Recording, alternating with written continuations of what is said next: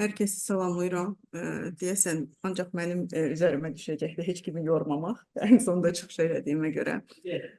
Siz aklınızı vermezsiniz daha bütün marka istifade edebilirsiniz. Tamam, bugün demək, bildiyimiz kimi süd vəzi xərçəngi ən belə deyək, yayılmış xərçəng növlərindən biridir.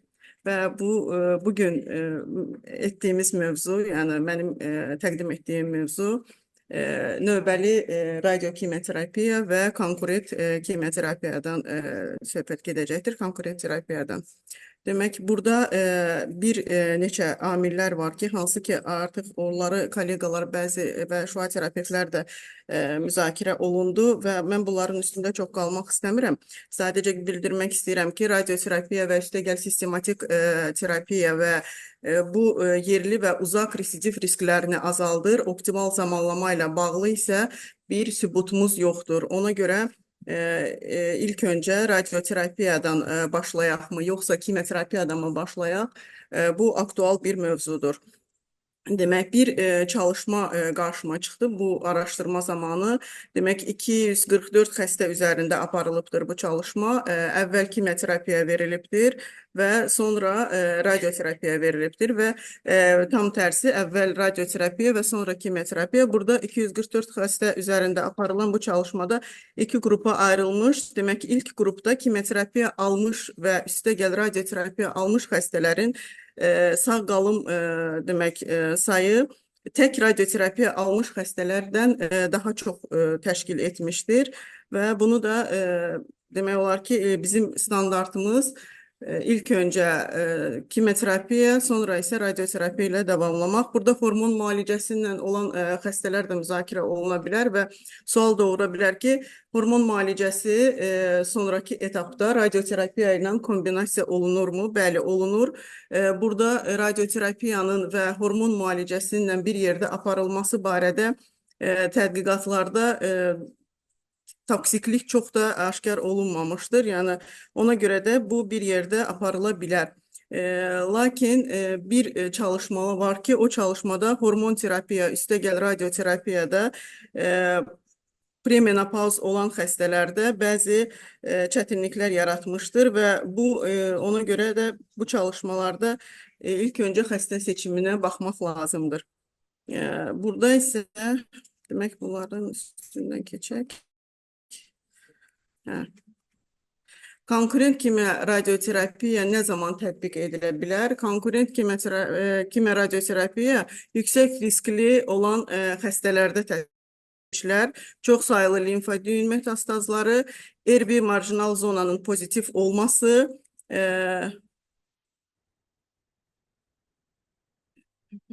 Bəli, L1 marjinal zonanın pozitiv olması, T4 şişləri triple negativ breast kanserlərdə və konkurent yanaşma ümumi müalicə müddətini qısaldaraq xəstənin həyat keyfiyyətini yaxşılaşdıra bilər. Üstəgəl immunoterapiya və target terapiya ilə birlikdə bəzi hallarda da bu yanaşma daha effektiv olur.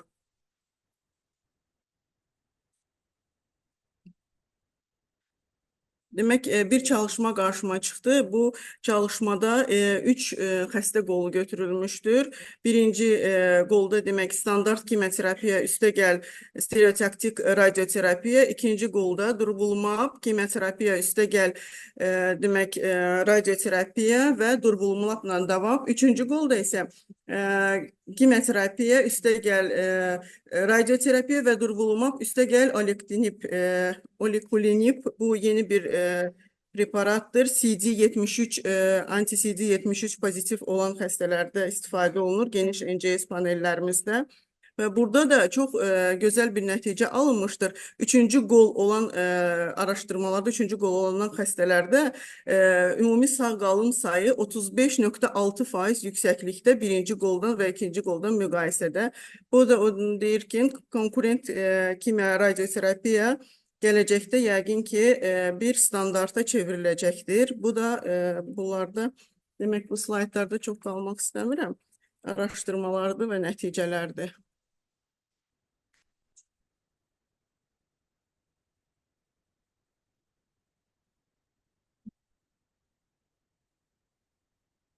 Adjuvant konkurent kimya radioterapiyanın bir xəstələr, yəni triple negativ brest kanserlərdə sonraki etapda əgər əməliyyatdan sonra xəstəlik qalığı qalıbdırsa da, burada radioterapiya və üstəgəl kapisitrabinlə davam etməsinin də bir araşdırması var. Demək, bu araşdırma 48 ay müddətində baxılıbdır və demək, 3 illik sağ qalım sayı 88%-ə çatıbdır. Ən çox rast gəlinən yan təsirlər isə şua dermatiti olubdur.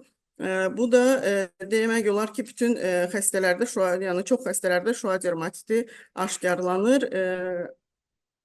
Nəticə isə konkurent adjuvant kimya radioterapiyanın lokal təkrarlanma riski azalıbdır.